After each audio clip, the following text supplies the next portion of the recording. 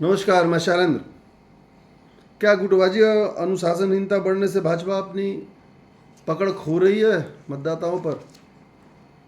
यह अभी भी काडर आधारित पार्टी है, लेकिन अनुशासनात्मक व्यवस्था ढीली पड़ गई है, जबकि किसी भी कीमत पर सत्ता पाने की चाहत, अंधाधुन शिकार ने इसकी विचारधारा को कमजोर कर दिया है। हाल ही में पेश किए गए बजट से यह बात हाल ही में पेश किए गए बजट से यह बात छिपनी नहीं चाहिए कि भारतीय जनता पार्टी के कवच में मौजूद कमियों को अब और नज़रअंदाज नहीं किया जा सकता। बीजेपी में संकट के बारे में बात करना अभी जल्दीबाजी होगी, लेकिन हाल ही में संपन्न आम चुनाव में खराब प्रदर्शन में बात करना अभी जल्दीबाजी होगी लेकिन हाल ही में संपन्न आम चुनाव में खराब प्रदर्शन के बाद यह कहना उचित होगा कि पार्टी को तेज हवाओं का सामना करना पड़ रहा है और उनके नेतृत्व अपने ऊर्जा को कम करने के बजाय निष्क्रियता से इससे निपटने में लगे हुए हैं। भाजपा का बदहाली की बारीकियों में जाने से पहले एक बात ध्यान में रखना जरूरी है। यह खुद को एक अनुशासित कैडर आधारित पार्टी होने पर गर्व करती थी, जिसकी एक परिभाषित विचारधारा और सर्वसम्मति वाला नेतृत्व था। जैसे जैसे भाजपा ने केंद्र और विभिन्न राज्यों में सत्ता हासिल की, वो बदलने लगा। अब पश्चिम बंगाल की वामपंथियों सहित कई अन्य दलों के नेताओं और कैडर को अपने पाले में लाने में पार्टी में दरार और गुटबाजी हो गई। यह अभी भी कैडर आधारित है, लेकिन अनुशासनात्मक व्यवस्था ढीली पड़ गई है, जबकि किसी भी कीमत पर सत्ता पाने की चाहत और अंधाधुन शिकार ने इसकी विचारधारा को कमजोर कर दिया है। सत्ता अब एक ही वर्ग में केंद्रित है, भाजपा कोई अलग पार्टी नहीं है। पश्चिम बंगाल के विपक्ष के नेता शुभेंदु अधिकारी की हरकतें वैचारिक विविधता और अनुशासन संबंधी समस्याओं दोनों को उजागर करती है। 17 जुलाई को कोलकाता में राज्य पार्टी की बैठक में अधिकारी ने कहा कि पार्टी में अल्पसंख्यक मोर्चा की कोई ज़रूरत नहीं है और इसका नारा सबका साथ सबका विकास खत्म कर देना चाहिए। यह घोर अनुशासनहीनता थी, क्योंकि किसी भी सदस्य को यह सुझाव नहीं देना चाहिए कि पार्टी की शाखा को भंग कर दिया जाना चाहिए और न ही यह नारे में निहित पार्टी की सुविचारित नीति को त्याग देना चाहिए। शुभेंद्र अधिकारी को अप्रत्यक्ष रूप से फटकार लगाई गई, लेकिन ऐसा लगता है कि उनके खिलाफ कोई अनुशासनात्मक कार्रवाई नहीं की गई। हालांकि वे अपने रुख पर अड़े रहे। अधिकारी खुद को एक दक्षिणपंथी बहुसंख्यक पार्टी में एक दूर दराज के संप्रदायवादी के रूप में स्थापित कर रहे थे, जिसने अपनी वैचारिक स्थिति को कम से कम घोषित शब्दों में अनियंत्रित राज्य सत्ता की तलाश को और कमजोर कर दिया।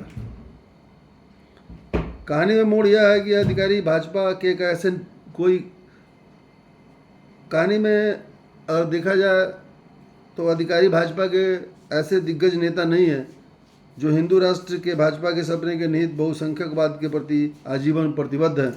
वह पार्टी में 5 साल से भी कम समय से हैं। इससे पहले वह भाजपा की सांप्रदायिकता के कटु आलोचक रहे हैं।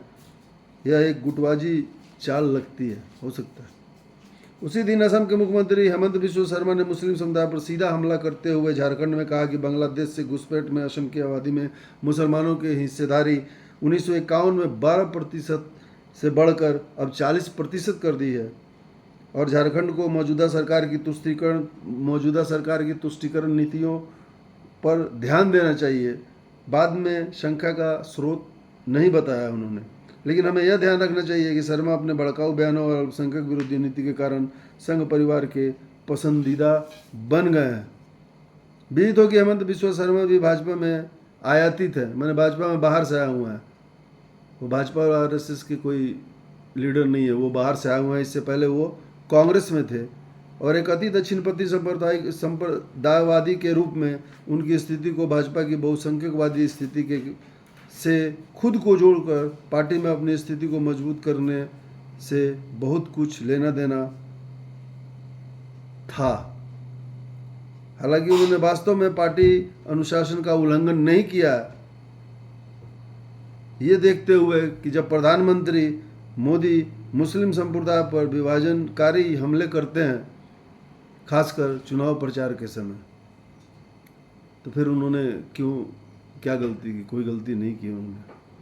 लेकिन उत्तर प्रदेश में भाजपा की कमजोरियां सबसे अच्छी तरह से सामने आती है। चुनाव में खराब प्रदर्शन के बाद राज्य इकाई में दरारें खुलकर सामने आई। उप मुख्यमंत्री केशव प्रसाद मौर्य ने 14 जुलाई को उप मुख्यमंत्री केशव प्रसाद मौर्य ने 14 जुलाई को पार्टी की बैठक में मुख्यमंत्री योगी आदित्यनाथ की आलोचना की और संगठन की प्रशंसा की, जिससे कई लोगों का मानना है कि आदित्यनाथ के कार्यकाल में सरकार ने ग्रहण लगा दिया है। मुख्यमंत्री ने पार्टी में अति आत्मविश्वास का हवाला देते हुए अपनी ओर से दोष मढ़ने की कोशिश की। योगी आदित्यनाथ ने यह बात कही थी कि आत्मविश्वास का उन्होंने हवाला दिया था कि पार्टी अति आत्मविश्वास में हारी है।